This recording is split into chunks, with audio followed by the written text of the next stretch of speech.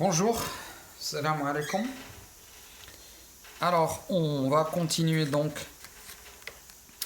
deuxième leçon du champ magnétique. Alors, c'est le champ magnétique créé par un courant. Alors, on a constaté qu'un courant électrique pouvait créer un champ magnétique.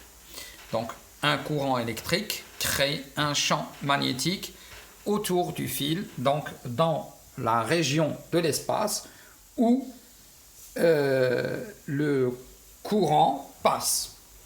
Alors, on traitera trois cas. Le champ magnétique créé par un fil infini, ou supposé infini, le champ créé par une bobine plate, et le champ créé par un solénoïde. D'accord? Donc, نفس الأمر بالعربية المجال المغناطيسي المحدث من طرف تيار كهربائي. اتضح بأن التيار الكهربائي يحدث مجال مغناطيسي في المجال أو في الفضاء الذي يحيط به أو يحيط بالموصل.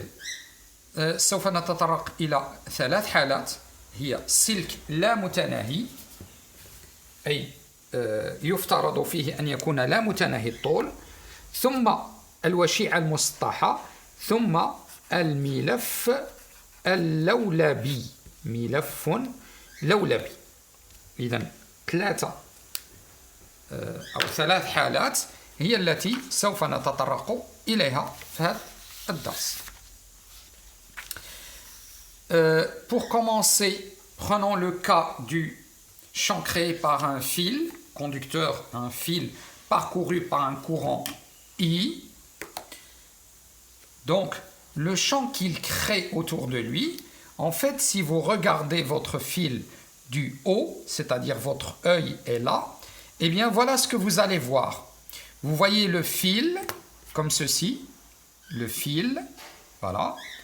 Et en fait, les lignes de champ magnétique, donc le spectre, ce sont des cercles autour du fil. Des cercles autour du fil. C'est ce qu'on appelle les lignes de champ. Je prends donc deux cas, un point qui se trouve de ce côté et un autre point qui se trouve de l'autre côté. J'appelle ce point M et celui-là N. Eh bien, au point M, le champ créé par le fil conducteur est dirigé vers le haut, c'est-à-dire il est dirigé comme ça. Eh bien, quand vous regardez un vecteur dirigé vers le haut, voilà comment on le représente, un point entouré d'un cercle. Maintenant, de l'autre côté, eh bien, le vecteur champ sera dirigé vers le bas, c'est-à-dire qu'il faut imaginer que le stylo représente le vecteur champ, eh bien, il sera dirigé vers le bas. Eh bien, on représente géométriquement ceci par un petit cercle dans lequel on voit une croix. Donc, c'est une représentation seulement. Comme la représentation ici indique que le courant monte comme ceci, c'est-à-dire il remonte. Donc, les lignes de champ sont des cercles autour du fil conducteur. Et pour définir le champ, puisque en fait le champ est toujours tangent aux lignes de champ, eh bien la tangente à un cercle, c'est toujours quelque chose qui est comme ceci. Je vais représenter la tangente. Ici, ce sera comme ça. Ici, comme ceci. Là et là. Et donc, vous voyez qu'en ce point, ce sera un vecteur comme ceci. Alors, qu'est-ce qu'on va voir? Un vecteur qui va vers le bas, donc c'est tout simplement un cercle avec une croix au centre. Alors, comment on détermine le sens du champ magnétique? Eh bien, on a deux règles essentielles. La règle appelée règle de la main droite et la règle appelée la règle du bonhomme d'Ampère. Prenons la règle de la main droite. D'abord, vous prenez votre main droite. Donc, vous prenez votre main droite. vous la mettez sur le fil ou parallèlement au fil, de manière à ce que le courant passe de votre paume à vos doigts. Donc voilà le sens du courant. Vous dirigez votre paume vers le point. Le point est là, donc je dirige ma paume vers le point. D'accord? Alors, et le pouce indique le sens du champ magnétique. On voit que c'est vers le haut. Maintenant, prenons l'autre cas. Le fil, le courant va dans ce sens, donc ma main sera dans ce sens. Maintenant, puisque le point se trouve de ce côté, je suis obligé de retourner ma main de manière à ce que ma paume soit dirigée vers le point où je cherche le champ. Eh bien, le pouce indique que le sens du champ magnétique est vers le bas. Donc, c'est pour ça que j'ai mis une croix. Voilà donc la technique de la main droite. Maintenant, la technique du bonhomme d'Ampère. Le bonhomme d'Ampère, c'est un bonhomme imaginaire. Je l'imagine un peu comme ça. Eh bien, ce bonhomme d'Ampère, il faut que le courant passe de ses pieds vers sa tête. Et puisque là, vous avez les yeux du bonhomme d'Ampère, donc sa main gauche, c'est celle-là. Donc, le bonhomme d'Ampère sera mis de manière à ce que le courant passe de ses pieds vers sa tête. Il va regarder le point, avec ses yeux, il va regarder le point où je cherche le champ magnétique et sa main gauche indiquera le sens du champ. Donc, ici, le bonhomme d'Ampère est en train de regarder vers moi. Et ce n'est pas ce que je veux. Il doit regarder le point M. Donc, je retourne un petit peu le bonhomme d'Ampère de manière qu'il regarde le point M. Eh bien, sa main gauche, on la voit, elle se dirige vers le haut. Donc, elle indique le sens correct du champ magnétique. Maintenant, j'imagine ou j'utilise cette règle pour le deuxième point. Eh bien, la même manière, le bonhomme d'Ampère doit se mettre de manière à ce que le courant passe de ses pieds vers sa tête. Il doit regarder le point avec ses yeux et sa main gauche indiquera le sens. Donc, la main gauche, elle est là. Puisque je dois retourner, je dois déplacer le bonhomme d'Ampère de manière à ce que ses yeux regardent le point, eh bien sa main gauche montrera le bas et donc le champ est dirigé vers le bas. Voilà donc la règle dite du bonhomme d'Ampère. بالنسبة لمنح المجال أولا الشكل الذي اعتبرت أو تم اختياره في العربية بحيث يتبين خطوط المجال بأنها دوائر حول السلك. فإذا رجعنا للشكل التيار نحو الأعلى في الرسم أو في التبيانة التي نرى الآن السلك نراه كاملا وبالتالي المنحى نحو الأعلى في هذه التبيانة تم اختصار وتعويض السلك بنقطة حولها دائرة حيث التيار يمر أو يأتي من الأسفل نحو الأعلى. إذن الشكلين متتامين أو يكمل أحدهما الآخر. إذن التيار نحو الأعلى، أظن بأنني اختارت نفس المنحى للتيار. التيار نحو الأعلى، فنختار نقطتين N و M. إذن المجال المغناطيسي في النقطة M حسب قاعدة اليد اليمنى. إذن قاعدة اليد اليمنى كيف تطبق؟ تطبق بالطريقة التالية. أولا توضع اليد بحيث يمر التيار من راحة اليد نحو الأصابع، من راحة اليد نحو الأصابع، وتوجه راحة اليد نحو النقطة التي نريد تحديد المجال فيها، فيشير الإبهام إلى منحى المجال. التيار من راحة اليد نحو الأصابع. إذن توجه راحة اليد نحو النقطة التي نريد، فيشير الإبهام إلى منحى المجال، فيكون المنحى هو نحو الأعلى خارج بهذا الشكل. نفس الطريقة تطبق في النقطة الثانية. إذن التيار يمر من راحة اليد نحو الأصابع، يجب أن نجعل اليد بحيث توجه راحة اليد نحو النقطة التي نريد تحديد المجال عندها، النقطة M، فيشير الإبهام إلى منحى المجال المغناطيسي وهو نحو الأسفل. إذن خطوط المجال، قاعدة اليد اليمنى قاعدة ملاحظ أمبير. ملاحظ أمبير هو ملاحظ وهمي يجب أن يوضع بحيث يمر التيار من رجليه نحو رأسه، فإذا نظر إلى النقطة التي نريد تحديد المجال عندها فإن يده اليسرى تشير إلى منحى المجال.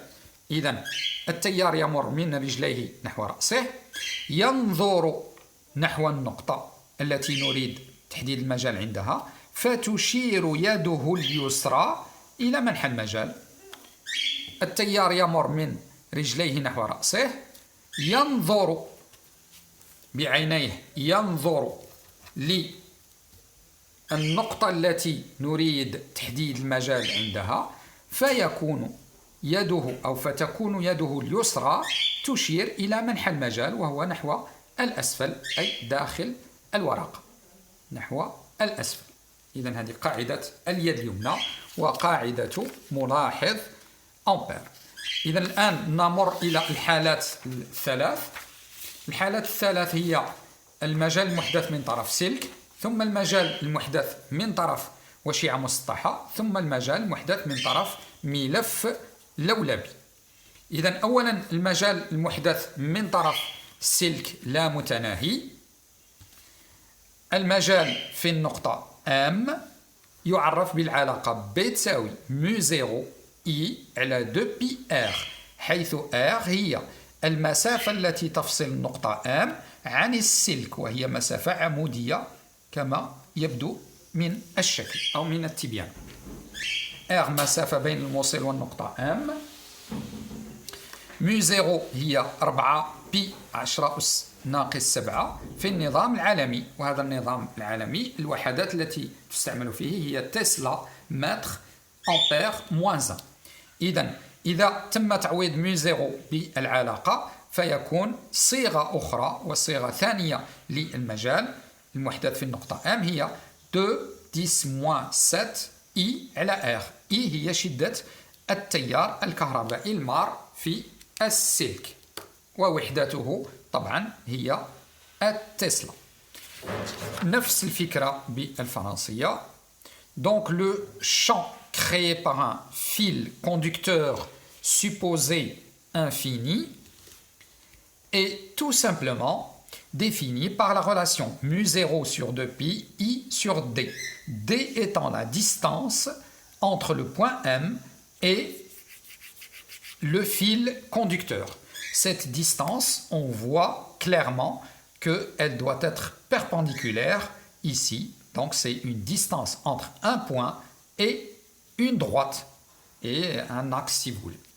D c'est la distance entre le fil et le point M. Elle est en mètres bien sûr. Et là, on a μ0 c'est 4 pi 10 à la puissance moins 7 dans le système international. Et B c'est 2 10 à la puissance moins 7 I sur D. Donc D est en mètres, I étant en ampères et B en Tesla. Maintenant, le cas d'une bobine plate. Le cas d'une bobine plate.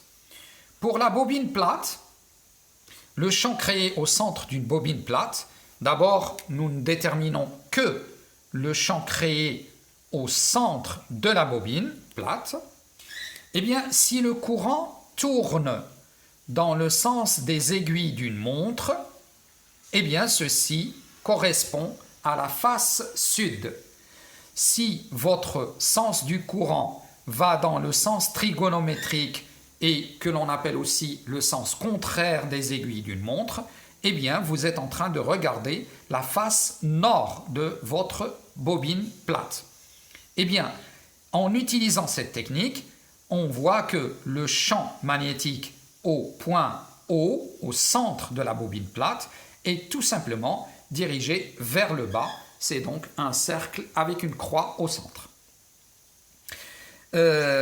Parmi les règles qu'on peut rajouter ici, c'est ce qu'on appelle la technique du tire-bouchon ou bien de la vis. Si vous imaginez que vous êtes en train de faire tourner une vis dans le sens du courant électrique, eh bien cette vis va avancer vers le bas. Donc une vis que vous tournez dans ce sens, eh bien elle va avancer vers le bas. Donc ça vous donne le sens du champ B. L'intensité du champ B, c'est mu0 sur 2pi, NI sur R. Alors R, c'est tout simplement le rayon de la bobine plate, donc le rayon de la spire, une seule spire. Maintenant, la bobine n'est pas faite d'une spire, mais d'un certain nombre de spires, d'où N, et I, c'est le courant qui circule dans cette bobine. Voilà donc la formule qui nous permet de déterminer le champ créé par une bobine plate en 100 centres. Bien sûr, si vous remplacez mu0 par la valeur que vous connaissez qui est 4pi 10 à la puissance moins 7, eh bien vous retrouvez une autre formule où il n'y a pas mu0 et que vous pouvez utiliser bien sûr naturellement. Donc on va dire la même chose un peu en arabe. Donc المجال المحدث في مركز وشيعة مسطحة.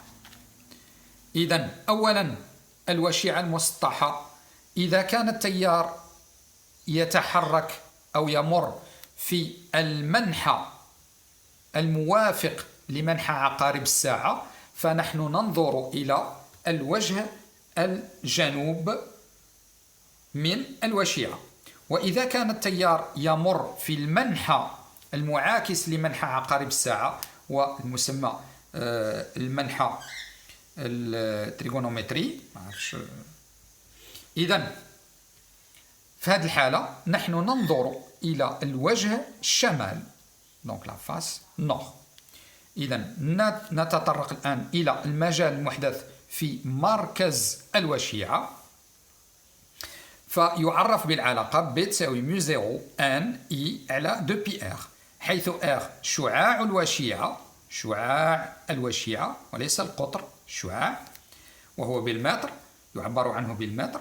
n عدد لفات الوشيعة، كم من لفة، اللفة الثانية، اللفة الثالثة، اللفة الرابعة، اللفة الخامسة. إذن عدد لفات الوشيعة. وإي شدة التيار، طبيعي أن إي يعبر عنه بالأمبير، أن عدد ولا يعبر عنه بشيء إنما هو عدد، وآر هو شعاع الوشيعة ويعبر عنه بالمتر. المثال المتبقي هو الملف اللولبي. إذن الملف اللولبي هو وشيعة لها طول، وشيعة لها طول. إذن لنفرض أن الوشيعة لها طول بهذا الشكل، فاللفات هما هادو. إذن هاد اللفات أنظر إلى الملف اللولبي من فوق فأرى اللفات والتيار الذي يمر فيهما أو فيها. إذن ما ترون الآن هو منحى التيار الذي يمر في لفات الوشيعة. نحن ننظر إلى الوشيعة من الأعلى. إذن المجال في هذا المنحى.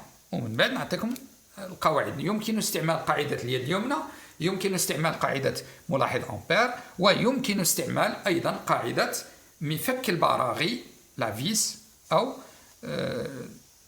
يعني لا فيس. je ne trouve pas le mot بالعربي في هذه اللحظة.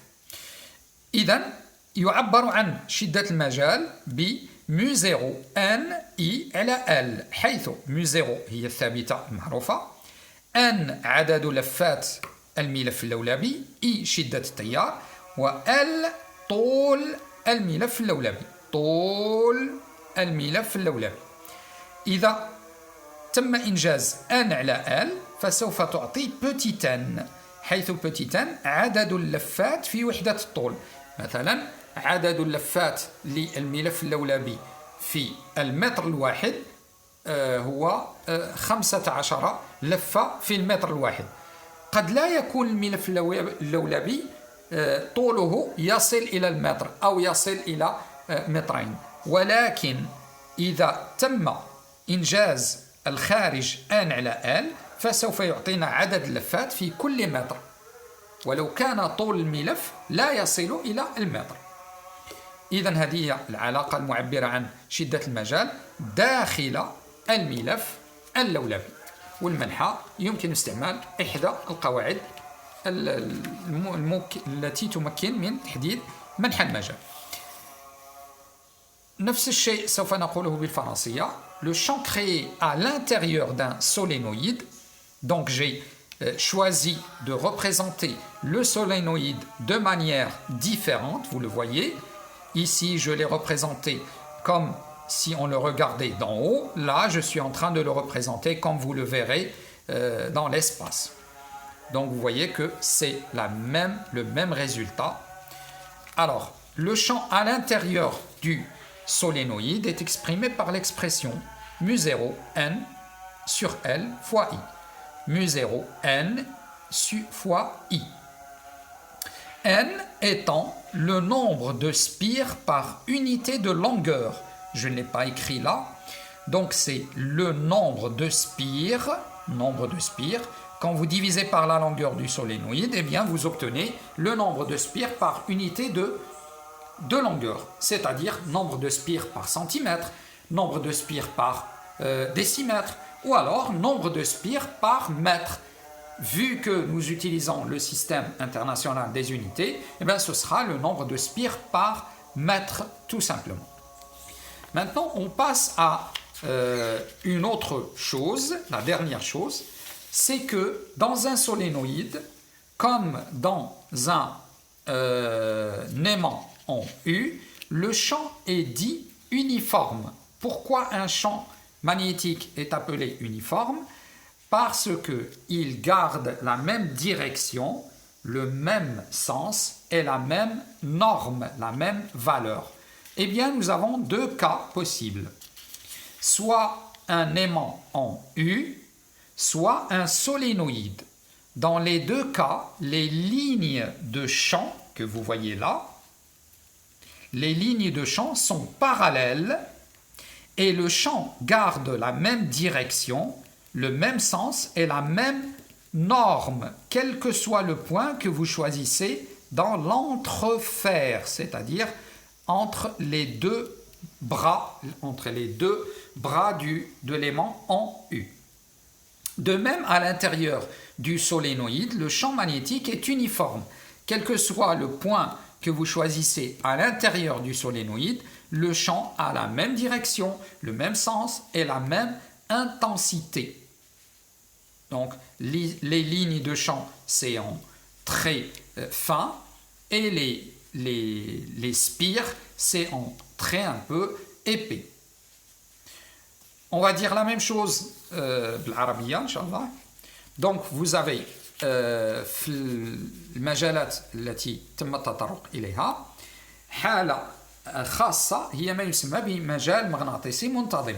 ونلاحظ المجال المغناطيسي المنتظم في حالتين: إذا كان المغناطيس المستعمل على شكل U، وأيضا في حالة الملف اللولبي. في حالة الملف اللولبي. إذن في حالة المغناطيس على شكل U وفي حالة الملف اللولبي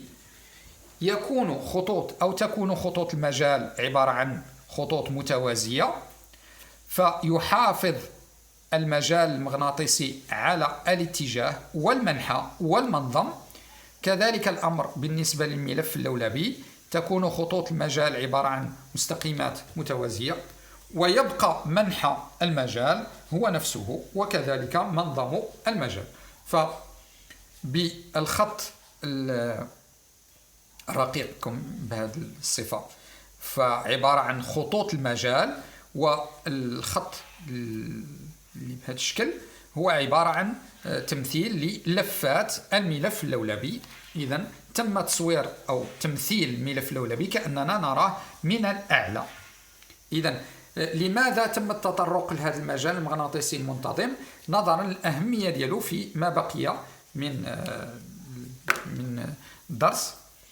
إذا المجال المغناطيسي المنتظم هو مجال يستعمل أو كثير الاستعمال في المغناطيس أو في التطبيقات المجال المغناطيسي في الحياة اليومية، أو في إنجاز بعض الأدوات التي تستغل المجال المغناطيسي. شكرا. Merci.